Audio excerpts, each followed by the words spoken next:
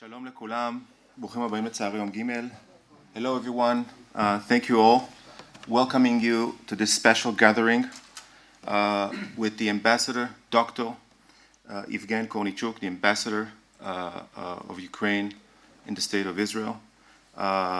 Thank you, Sir Frank Lowy, for being here, Mr. David Lowy, Professor Manu Trachtenberg, the head of INSS. I will briefly introduce you and then you will start the conversation. Very impressive resume. You were first, if you don't know this, of course, I'm telling you.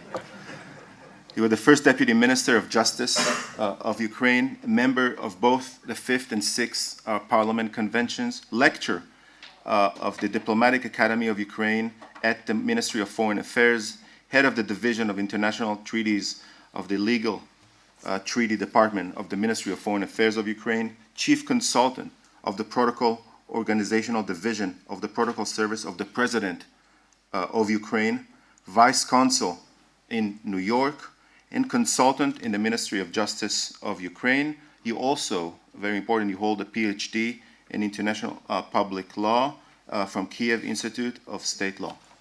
Please.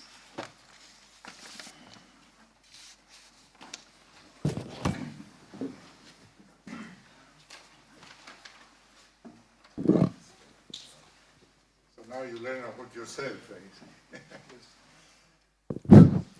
So, Mr. Ambassador, let me welcome you warmly to the INSS. For us, it's an honor to have you with you.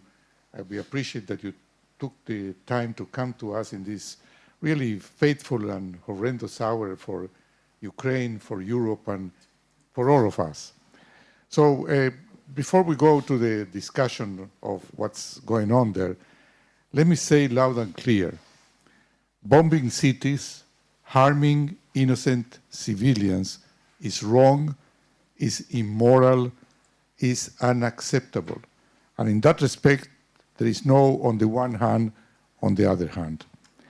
And so, I think I'm speaking for the vast majority of Israelis. We condemn these acts of violence in an unqualified manner. Yet the way we translate this very clear sentiment into political action obviously has to take into account the vital interests of our country. As you know well, Russian tanks are stationed 220 kilometers from the way we are sitting, from the place we are sitting here. Just 220 kilometers from here. This is our predicament.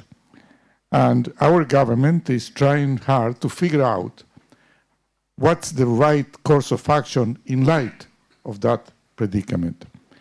Mr. Ambassador, I hope you can help us and our government to clarify what the right path is. Please, the floor is yours. Thank you very much for having me today. I wish I'll come here for the different occasion, but we have to face the reality the way it is. And the reality is that we having the act of barbarian war, the genocide of the Ukrainian people, something that Europe haven't seen for over the last 70 years. So if you wish, for Israelis, that's going to be something similar as the Yom Kippur War. Unfortunately, it's just greater and longer already for us than the Yom Kippur for the Israel. So, assuming that, I'm qualified lawyer with both Ukrainian and U.S. Diploma on international public law, I'm acting rather as a lawyer than the ambassador, but clearly from the academical standpoint, it's very difficult to just properly react to what's going on. Because of if you are trying to look for the rationale, it doesn't have any rationale. Don't try to measure the current situation with the logic. Once again, it doesn't have logic. It has the emotion. that our northern neighbors hated us so heavily that they started this barbarian action against the whole nation. And so far, our armed forces are doing well, stopping them, but the number of the civilian casualties is just coming by thousands and thousands and thousands, and we don't see the end for this story. Clearly, for Russian leadership, they failed to get immediate victory. But still, even after the 12 days of war, they've been looking for nothing but the surrender of the Ukraine. And that's not going to happen. Our people will stay strong, and we prove to be deeply supporting the European democracy's principles that we share with the rest of the democratic world. And we don't want to be the part of the Russian Empire anymore. We've been there for a long time. We don't want to get there again. So, in terms of the situation, clearly the Russian leadership was looking for the fast result that will come up with a surrender of Kiev and Kharkiv, and having the march of victory in Kiev. So they found the parade uniform of the soldiers that they brought with them. So they're supposed to have a parade in Kiev already, according to their strategy. But it's going to be no parade. And I am talking about that with a deep sorrow because of, once again, the price for both parties is unacceptable, especially for our party when our civilian people are dying and we are not allowed to establish the humanitarian corridors in order to evacuate civilians from the big cities. It's just meaning that we are coming to the slaughter. Second World War was the same thing. But you can, basically, you can speak, if you talk about Kharkiv now, or Mariupol, it's a big city. It was up to 600,000 people lived there. I don't know how many left. But they are bombing the way they bombed Aleppo. They are doing the same. Kharkiv.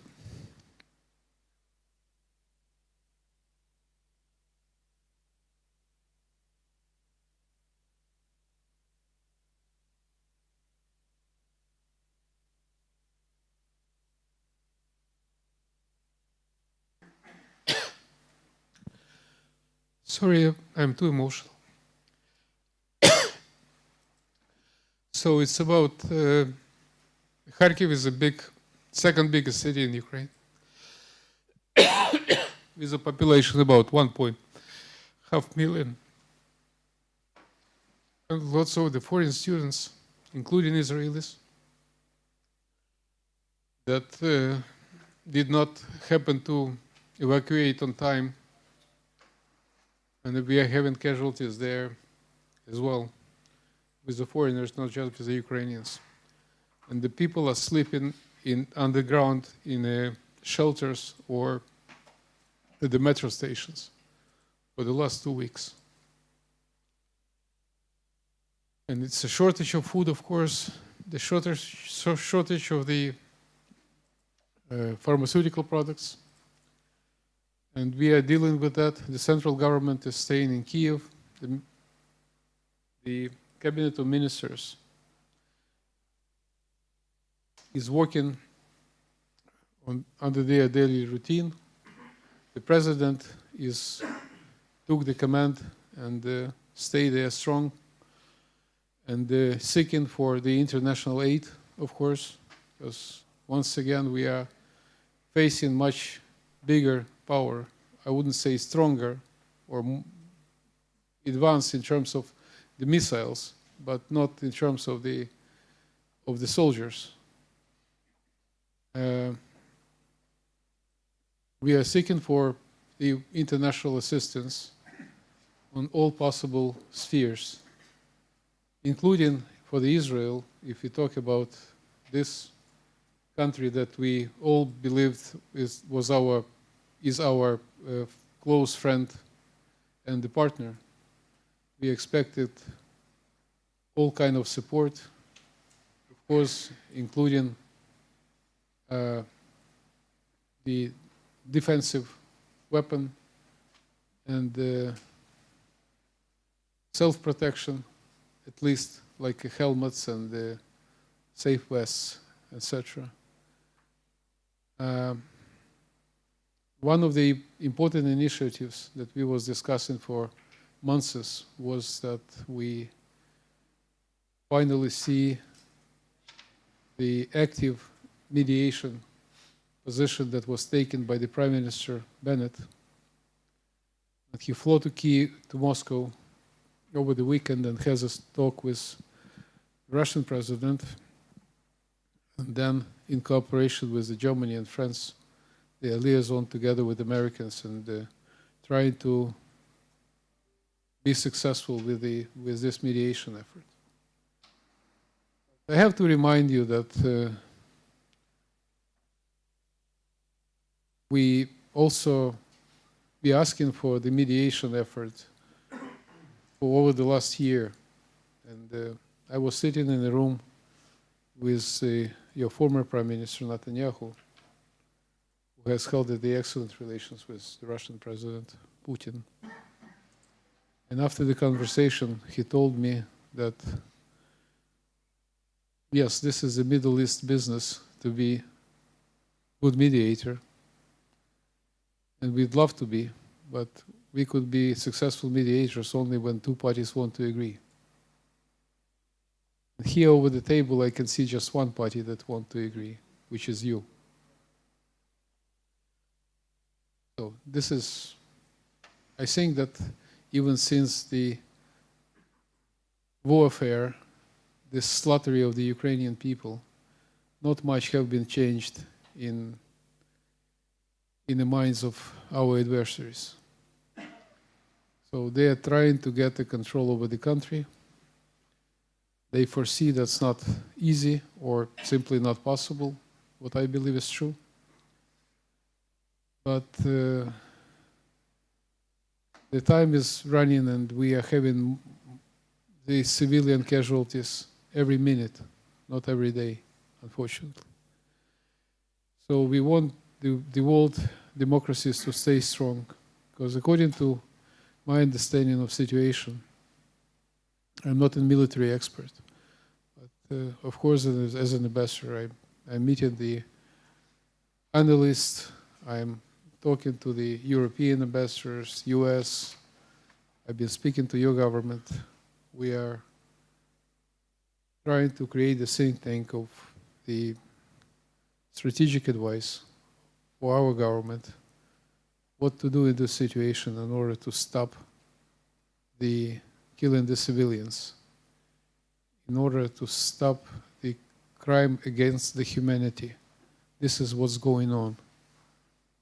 And I'm sure you're aware that the European Hague Tribunal have accepted already the claim of Ukraine on the action against the humanity that is going on during this war.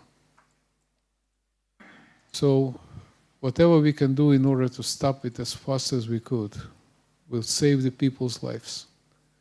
So this is why we appreciate Mr. Bennett's effort. I know he is religious, and I know it's was not the easy decision for him to fly to Moscow on Saturday. But he does it, and I know from the rabbis that this is only the exception of the rule, is to save the people's life. That's what you can do during Shabbat. And that's what he was trying to achieve, and my sincere regards to him personally and to Israeli government that is doing such an effort. But we want to be focused now, and we want to get the result now, not in the months when another hundreds of thousands of civilians will die. We will not surrender. But the mess of this tragedy is drastically moving up to the extent that it is just hard to believe and hard to understand. So we also appreciate the decision of the Israeli government to provide us with a field hospital. This is something that we very much need. It was taken, but once again, we are deliberating about it for the 2 weeks. It's finally taken, but we need it yesterday. We do appreciate the decision of the government to allow Ukrainian refugees to travel to Israel freely, with the minor exceptions that we will discuss with the Minister Shaket tomorrow. But initially that was no. And I know, as a lawyer, I know it's important to understand that you don't have the refugee legislation here, unlike Europeans or Americans do. But this is the action, that shows solidarity of the people of Israel with their Ukrainian friends. And assuming that the mass catastrophe is happening in Israel, believe me, it's not the cheapest place to come for Ukrainians. Normally, 90% of them will come here from the second countries, of course, because no flights already from Ukraine. Not because of they decided to stay here, but because of they have relatives or friends that can support them financially or give them the shelter. And this is what they've been looking for. For your knowledge, the European governments decided to finance the support of the refugees within a €500 million yesterday. And the number of the refugees to Europe and Moldova is currently 1.5 million already. And this number is growing. Vice versa, we are having a substantial amount of the Ukrainians that are coming back to Ukraine, mainly male with a weapon to defend their country. We have about 100,000 people came back for the last 2 weeks. And a few hundreds of thousands are basically joined the armed forces as a reservists. So once again, I don't want to come up with the figures because I think you can get them from the official sources. And, I want to thank you all to be here and thank Israeli government. On a very separate manner, I'd love to express our gratitude to Israeli people that are supporting us heavily. Just, you saw the mass demonstrations in both Tel Aviv and Jerusalem and the other major cities. The size of the humanitarian aid that have been currently gathered by the people is 400 metric tons, and our stocks are full. So I get to the press conference yesterday saying, please stop doing that because we are stocked. So now Israeli government promised to help us with transportation. So we are working on that right now with the Prime Minister's office. And additionally, the 100 tons was already passed by the Israeli government last week. But when we are talking about humanitarian aid, you have to be specific. At most, what we need is the pharmaceutical products, antibiotics, etc. And of course, we are grateful while we are getting the water purifiers or pampers for the children, but this is secondary. Because we are in a war, severe war at the moment. And we need help that will help our military and civilians and the rescue and the firefighters and police to carry their job. I was already mentioning the issue you don't need to explain me that Russia is your northern neighbor. I am an ambassador here, so I do understand that you have to care about your own interest. But please you understand as well that we are in a clear situation where you can see that you heard the expression friend in need is a friend indeed, right? So if you are not blocking the adversary, our enemy, this is meaning that you are basically supporting the action against humanity. So you know about the Europeans and American sanctions against the Russian Federation. And I admire your position as an intermediary. You have to be balanced. But we was talking yesterday with the Israeli businesses to stop working with the Russian companies. We do talk with the Israeli air carriers and the vessels that are supporting trade with Russia. So it's all important for us to show the solidarity of the Israel to the extent you can in order to support Ukraine in this current bloody warfare that we did not intend to start. So whatever has been done, and I'm glad we are meeting in this think tank here. But again, I started from saying that you don't have to look for the rationale in the current circumstances. But whatever can be done at the moment in order to support Ukraine, we will be highly appreciated. And once again, the last thing I want to tell you that we needed this help now, not tomorrow, not mañana, and not in 2 weeks. We need it immediately. So please, I'll be happy to answer your questions if needed, please. Thank you. Thank you very much, Mr. Ambassador. Let me say that the display of pain and emotion that you show is very much a reflection of the human tragedy that is unfolding in front of us. And so we take it as that.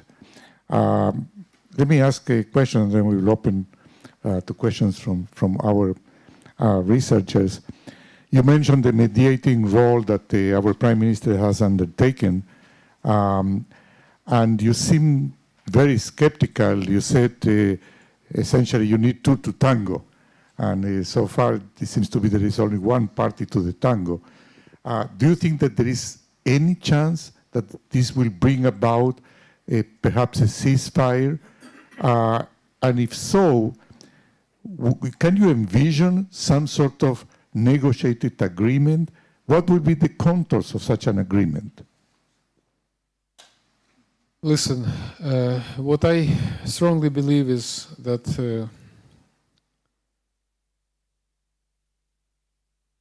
our northern neighbors don't foresee us as the immediate enemy. It doesn't have much logic under this assumption, but I do believe that while they fight in Ukraine, they fight all democratic world. They are fighting against Europeans, NATO, United States. So this is in their sick minds. And clearly, you saw that I can prove my words, mentioning that Mr. Zelensky, our president, was trying to speak and meet with Mr. Putin many times. And he always was rejected to do so, which prove that the Russian leadership will speak to Americans about Ukraine, to NATO about Ukraine, to Chinese about Ukraine, but not to Ukrainians about Ukraine.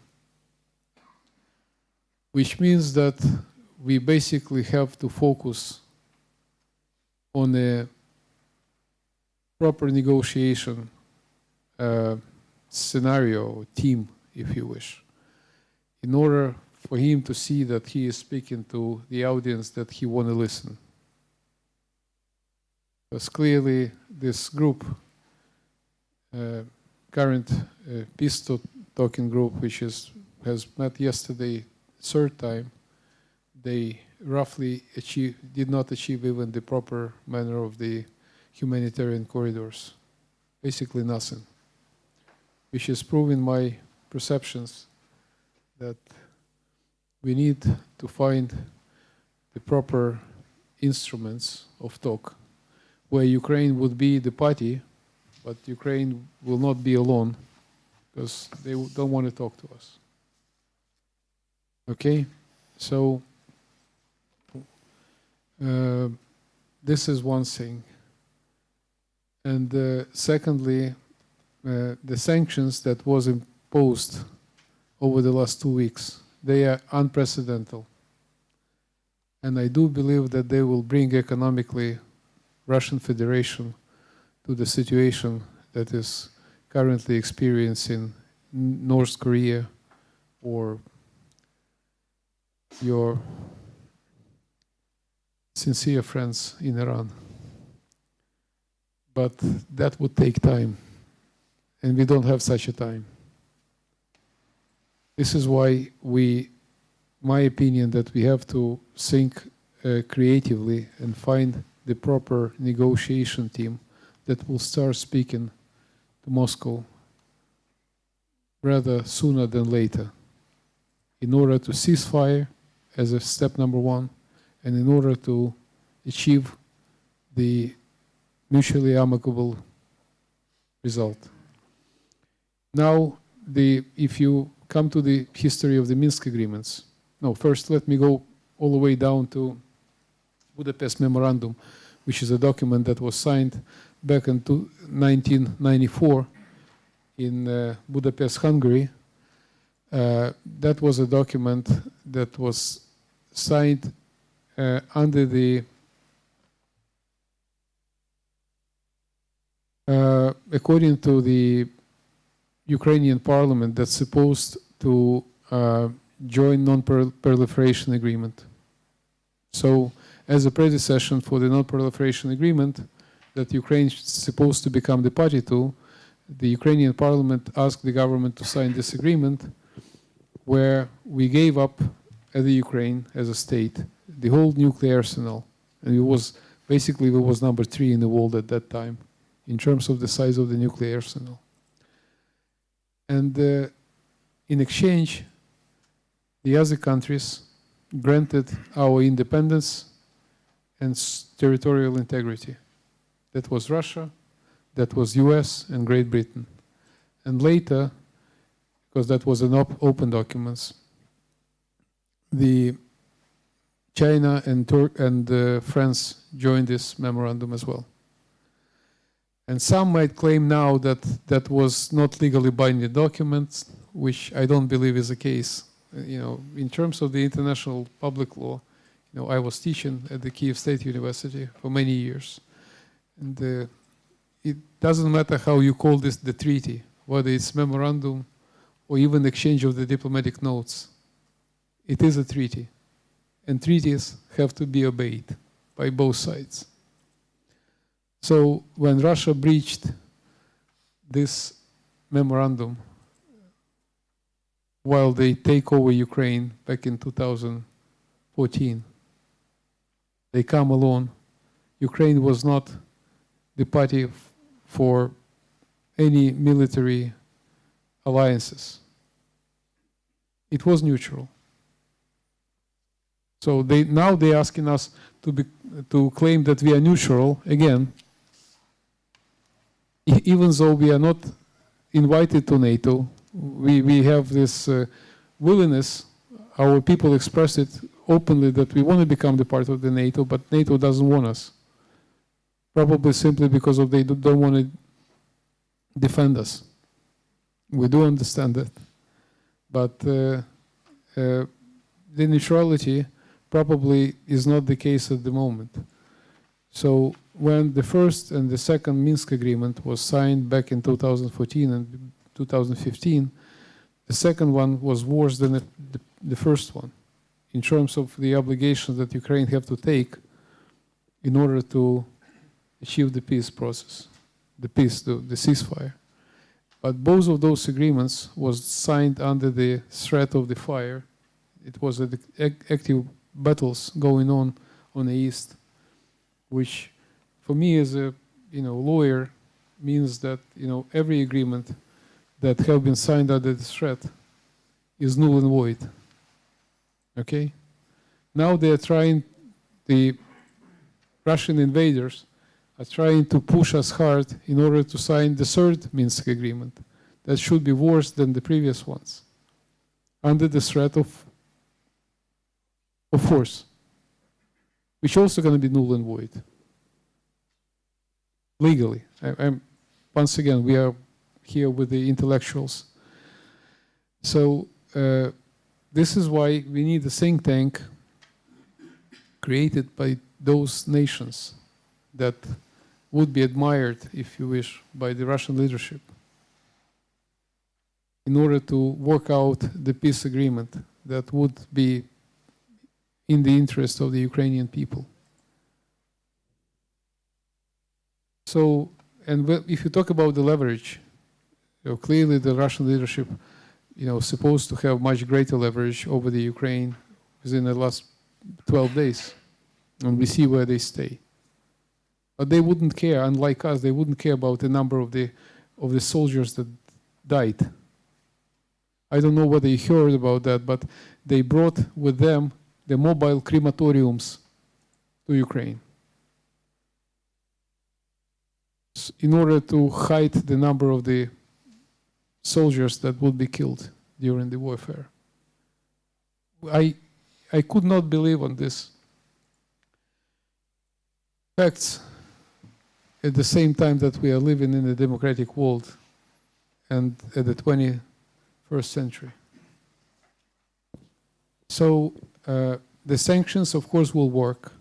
The mothers of those deceased soldiers and officers will come up with the protests in Russia. And this is probably only the way that will give us the leverage to stop the war. But that will take time. And again, we don't have such a time. We want the bloodshed to be stopped immediately. That's what we care about, and we do ask you as a think tank, well known not just in Israel, probably in the whole Middle East, and the one is valued in the rest of the democratic world, to take a step and give us your advice of what should we do immediately in the current circumstances. Thank you, Mr. Ambassador. I want just to mention that Ambassador Itamar Rabinovich just joined us now. Please, Yoel, you would like to ask? We will soon take some questions from the staff here. I just want to ask you a first question. How do you envision the day after? Will there be a fundamental change in the world order as we know it before the war has erupted? Thank you for the question. Yeah, I think we are living in a different world already. And I hate to mention that to you, but don't be surprised if within the next weeks or even days, Russian leadership will use the preventive nuclear bombs, both in Ukraine and within the territory of our neighbors. Because of this is a part of the strategy that was adopted by the Russian parliament and become the part of the strategy. So if the treaties doesn't work and they understand just the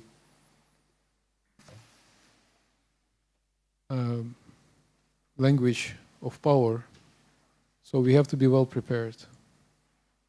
And we do have to understand that everything that will bring us to the fast ceasefire and the stop of this war will bring us to the different reality again. We must think twice whether the treaties that was signed with the Russian neighbors worth of anything, if any. So I have to remind you the famous expression of Bismarck, who says that the treaties that was signed with Russia doesn't cost the paper on which it was signed. איתמר ואחר כך סימה. Actually, Kissinger said that oral commitments are not worth the paper they are not written on. If I may, two questions. One is, do you believe that, let's begin with Putin himself. I mean, there are speculations in the international press that Putin, let's say, is out of balance, put it mildly. That it's not the same person that he was a few years ago, that he's out of touch with reality, that he's surrounded by sycophants who tell him only what... I mean, actually, we did see how he was rebuking one of his advisors who didn't fully agree with him, telling him this is not what you are here for. So question number one is about the performance of Putin in person. Second, whether he's focused on Ukraine or whether it's more in mind in terms of changing the whole, say, call it international order with regard to Europe, the security balance and order in Europe. So, in terms of the question number one, I am, Mr. Ambassador, I'm ambassador myself, and I'm not a psychologist.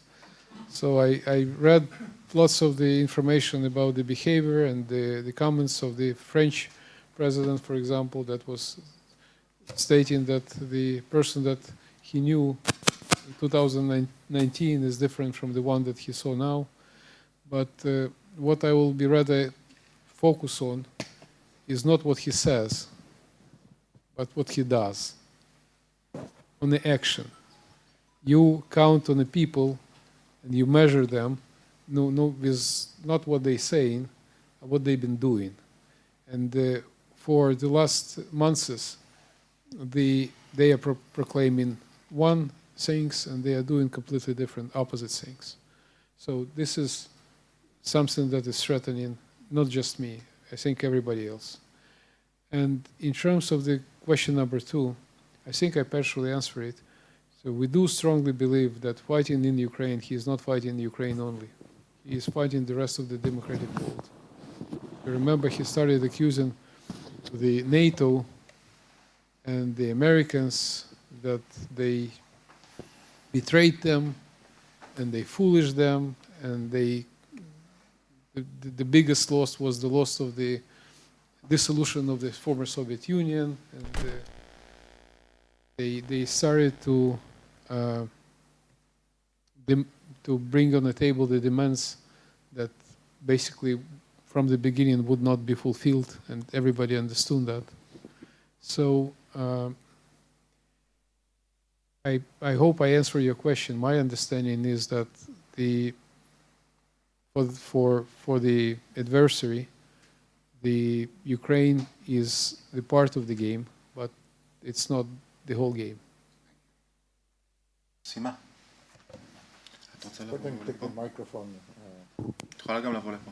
Perhaps we should come here sort of. Thank you. Thank you, Ambassador, for coming here. We know that you are bothered with so many issues. I have, since my mother was born in Odessa, I have a very special feeling for Ukraine. I wanted to ask you, you very correctly say that the fight is the big one between the US and between Russia vis-a-vis the US. Not NATO, but US is the issue.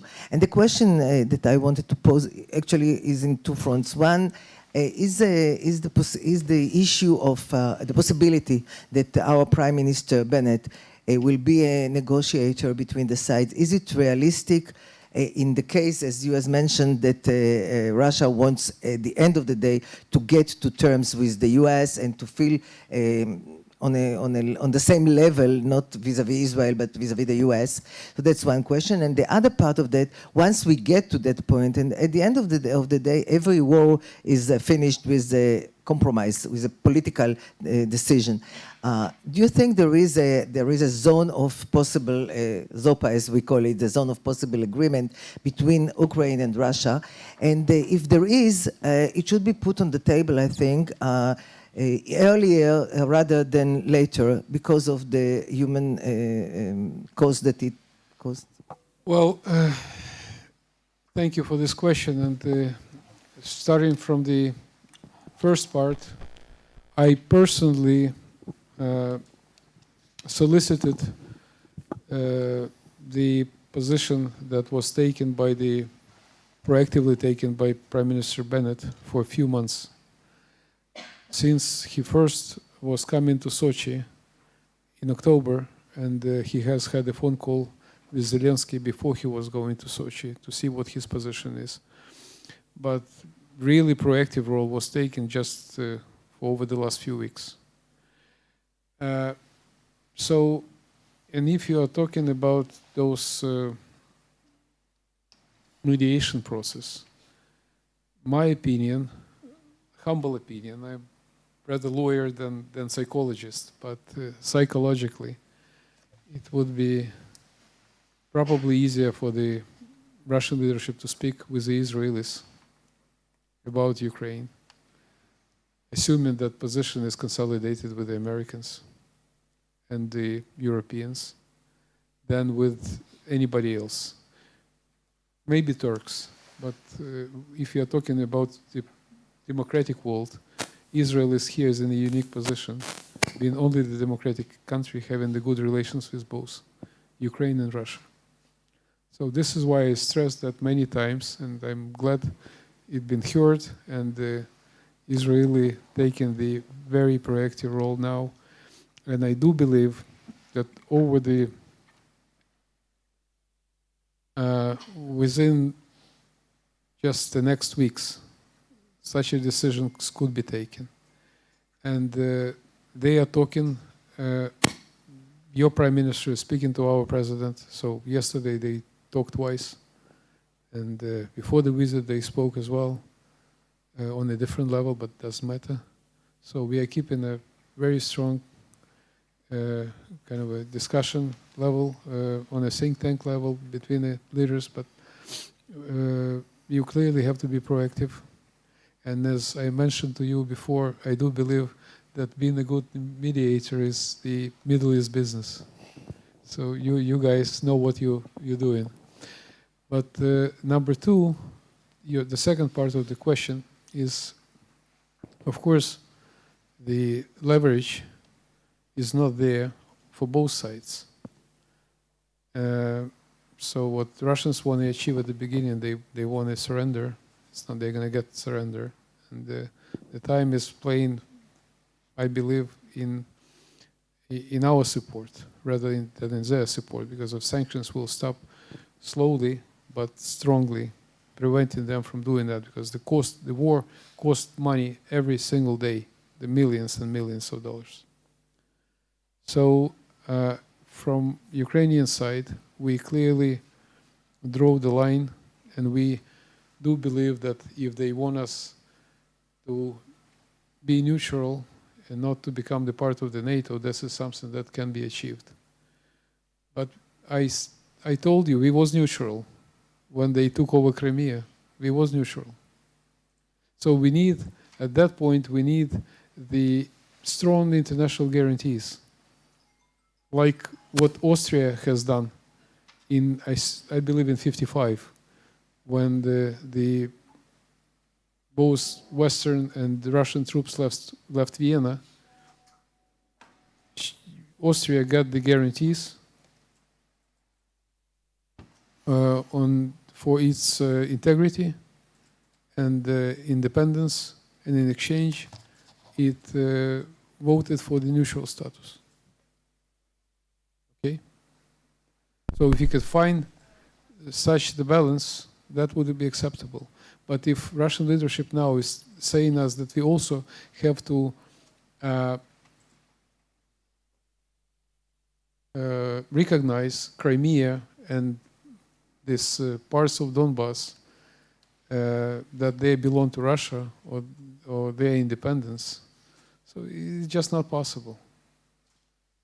So I was in the parliament myself, and to being a politician is a different role. So I could assure you that every single politician that will recognize the Crimea belong to Russia will be having a zero support within the public opinion at the same moment. Okay? It could be a different scheme. I'm thinking loud. I'm nobody to tell you what the decision would be taken in Kyiv, even though we are directly liaison with the president's office. But, for example, Japan never recognized Kuril Islands over the Soviet Union, but that did not prevent them to trade. And, they didn't even sign the peace agreement after the World War II, as far as I remember. Or Finland, look on the other story. It is lots of examples. At least I could give you a few that are, that we can live with. So even without recognition of Crimea, we could leave this issue on the side, okay? And achieve the ceasefire. And then work out the agreement similar to what Austria have got on the 55 in exchange for our neutrality again. I hope I answer your question. Mark Regev. When I say Mark Regev is the former Israeli ambassador to London, to the UK. And your babushka is from Odessa. No, I'm afraid not. I'm joking. I'm trying to joke No. because You need a bit of humor. yeah, I need a bit of humor for sure. Ambassador, once again, I join my colleagues in thanking you for coming on what must be a very, very difficult and busy time for you as the ambassador of Ukraine to Israel. I wanted to ask you a question about Roman Brodsky. We saw the film. He was apparently killed by accident by overzealous Ukrainian security personnel. We in Israel know these accidents can happen. It happens with our forces too. You can kill someone accidentally without intention. Did you visit the family? Did you express condolences? Does the Ukrainian state take any responsibility for this death? And a second question, you made me think at the beginning when you spoke about the Yom Kippur War, and you made a comparison. Yom Kippur War is a national trauma for Israel, and afterwards there was a whole self-searching process and public criticism of the government for mishandling the process. This is part of democracy, yes, that people criticize. Ukraine is a democracy. Do you presume that when this is over, and like you, I hope it will be over soon, that there will be a discussion in Ukraine that will ask, did the government in the months leading up to this conflict, did you take the steps that you could have taken? I'm not asking something that we didn't do in Israel. There was much criticism of Golda Meir and Moshe Dayan after the Yom Kippur War. Do you expect that Ukrainian democracy would also involve such a process? First question, it's very touchy, because when I saw this casualty happen, from the first sources, it was the information published that the Israeli was killed by the Russians, and a bit later, the information came up that what he was killed by the local militia because he looked similar to some Chechnya, whatever, soldiers.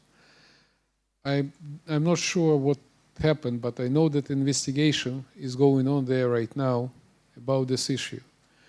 But you absolutely right.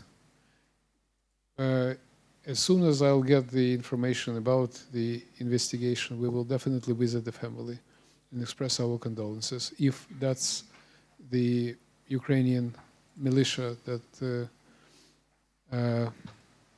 caused this death. And this is very unfortunate for us, if that's true. But I've been waiting. We requested this information. We are waiting for the Ministry of Interior. The question number two, the Ukrainians love to criticize each other. You would not believe to what extent.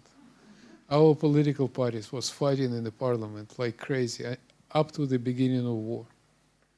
And the war made us united as a whole country, the way it have never been united, ever, for the 30 years of our current independence. So you could not see the difference between West and the East, because it was lots of the rumors that on the East people are much, say, pro-Russian or the Russian speakers. Being Russian speaker doesn't mean to be pro-Russian. And that's what's been shown in Kharkiv and Mariupol at the moment, and Kherson, which was also, probably in Kherson is half of the people speak Russian. So once again, I might be criticized by my capital, but I do believe if Switzerland or small Singapore have 4 national languages, what prevents us of having 2 or 3 national languages? I don't see the problem on that. But the problem is that the hatred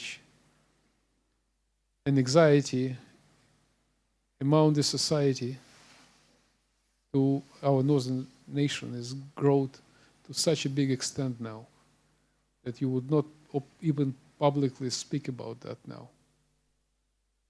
I don't know how we will look on the eyes of the Russians after the war will end it. I don't know. I have relatives there. I have lots of friends. I studied in Minsk, in Belarus. I don't know. And I openly asking myself one question: what did we do to Russians in order for our people to get killed and in order for our women to get raped? I don't know. I don't understand that. So if we are talking about this matter of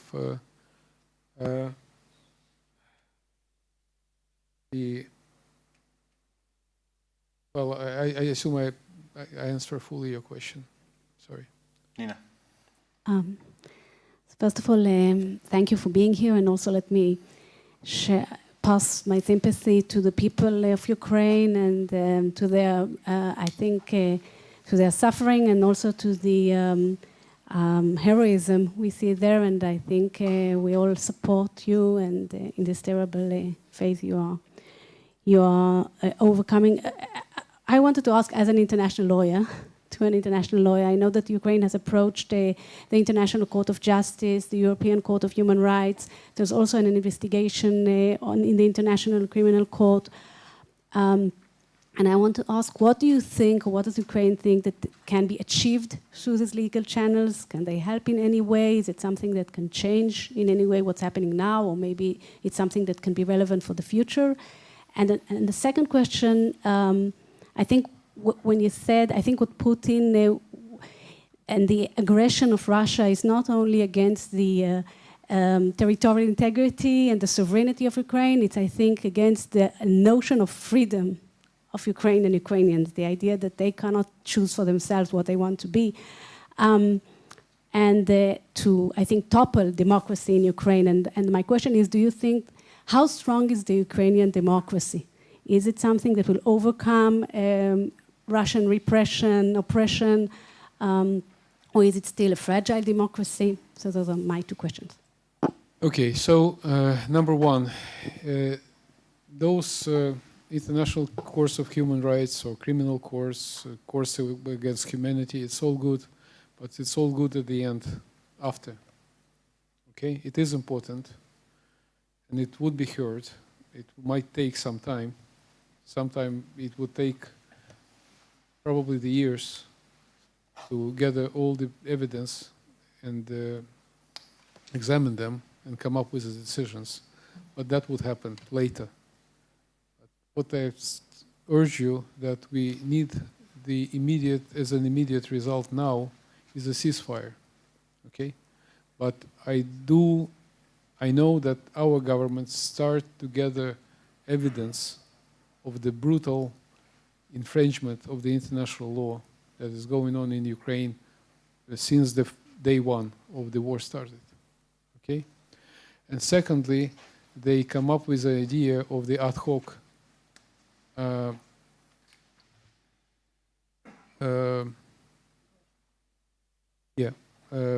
like Potsdam Convention, or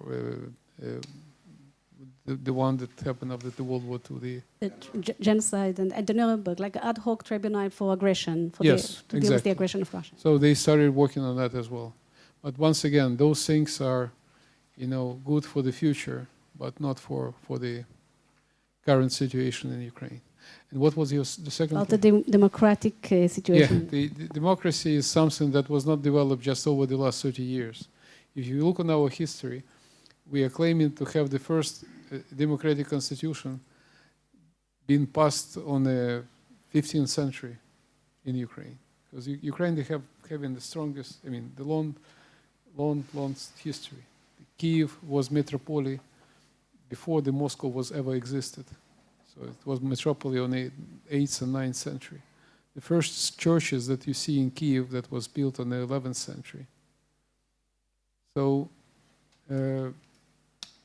that's why we're well known for our Cossack history of being the democratic state for a long time before the Soviet Union collapsed.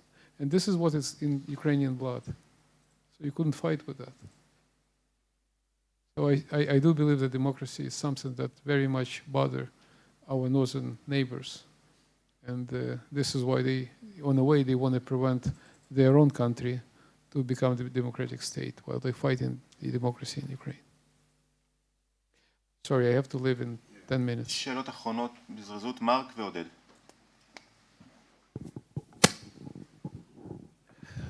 Thank you. I share some genealogical roots with my colleague Sima. My mother is also not Odessa, near a small town near Lvov.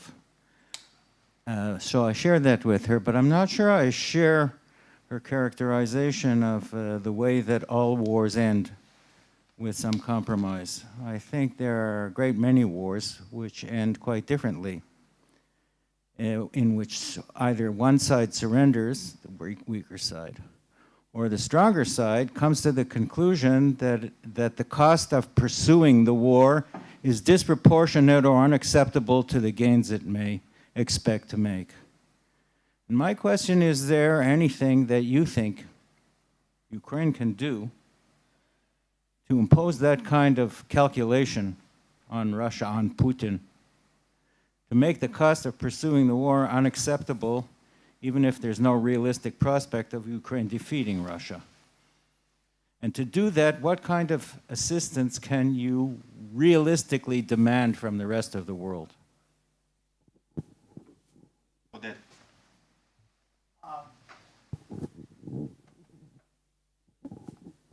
Like all my colleagues, I share, and people in Israel, I share the sorrow, the pain.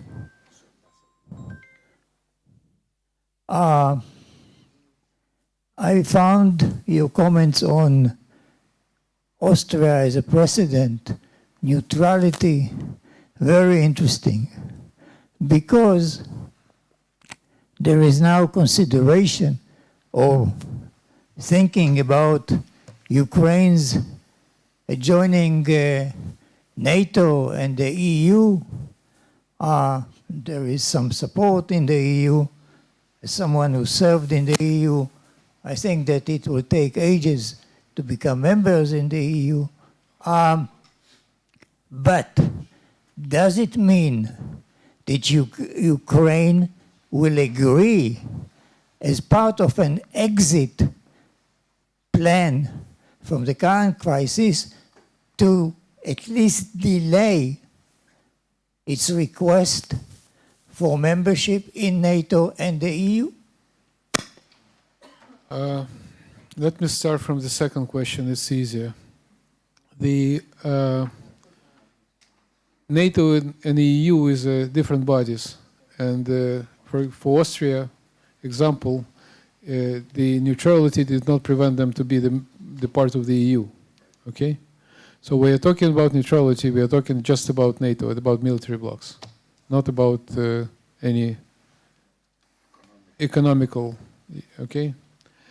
Secondly, I do believe that with Ukraine now proved to be the leader of democracy, And we do very much hope that we will be having the ability to join the EU on a fast process way, rather than it would take an ages. That's not acceptable for us. And that's what our leadership is working on right now very effectively with the EU country members. So most of them already supporting this idea, and we are so close to the decision, because our applications have been accepted just about a week ago on the expedite process, jointment. So NATO could be probably something that I already mentioned that could be avoided completely if you find the doable or strict measure to defend our values and interests against the neighbors outside of NATO under the Austrian principle, if you wish. Or you may look on the Finland that is not also the party to the NATO, but having strong armed forces anyway. So coming back to the first question, I do agree with you. We do work with all of our partners, including Israel, in order to make the price of Russia paying every day of this war higher and higher. This is why we are talking about sanctions, not just talking, we basically already received, and the next package of the sanctions would be adopted this week, additional one. And we know that most of the European countries have already agreed not to buy the Russian oil and gas, which would be the worst thing for them ever. Americans have already agreed for that. Let's see on that. And once again, this is not about neutrality of Israel, take into account the mediation role, but still we do believe that if Israel could make us having those prices higher for Russia to stop the war, we will appreciate that as well. But once again, if you do believe that you could help us to achieve the ceasefire and peace agreement, I will rather focus on the peace agreement. Thank you. One last question from the media, please.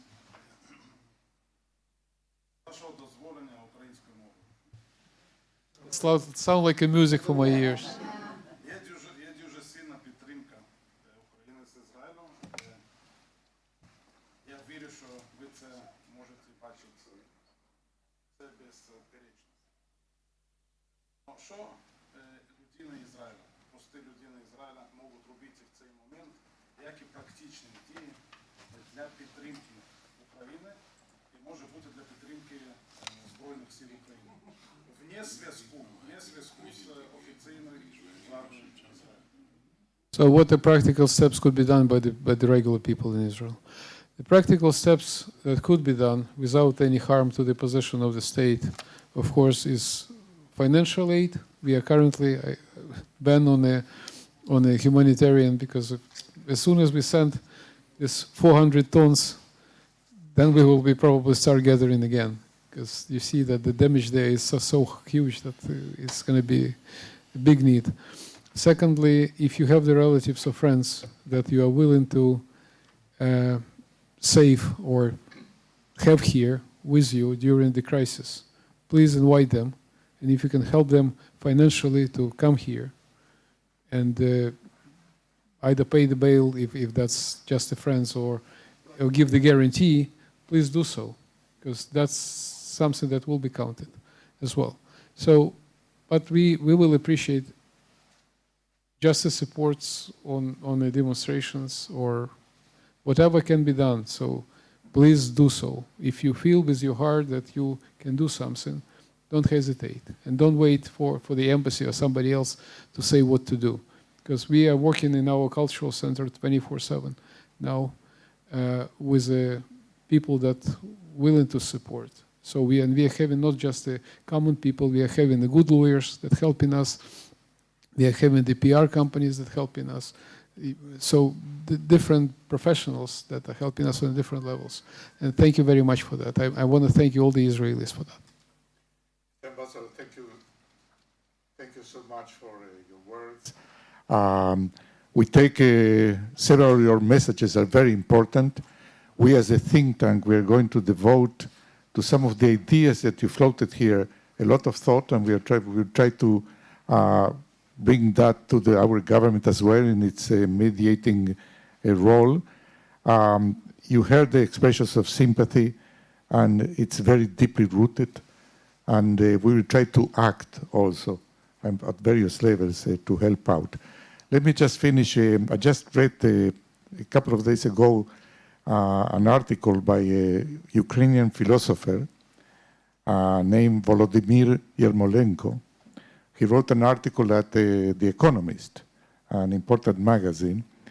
And it's a very interesting article, but in it he had this sentence that I thought it was very interesting. He says, Ukrainians do not harbor nostalgia. The past is mostly a painful experience for us.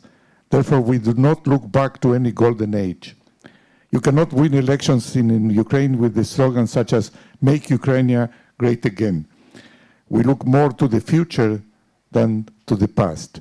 So what I wanted to tell you is that we wish you that the future will look much brighter, and we are here to help you achieve that. That's what makes us tremendously different from our northern neighbors. We are not looking on the past. We are looking on a European future of Ukraine together with the rest of the democratic world. Thank you very much.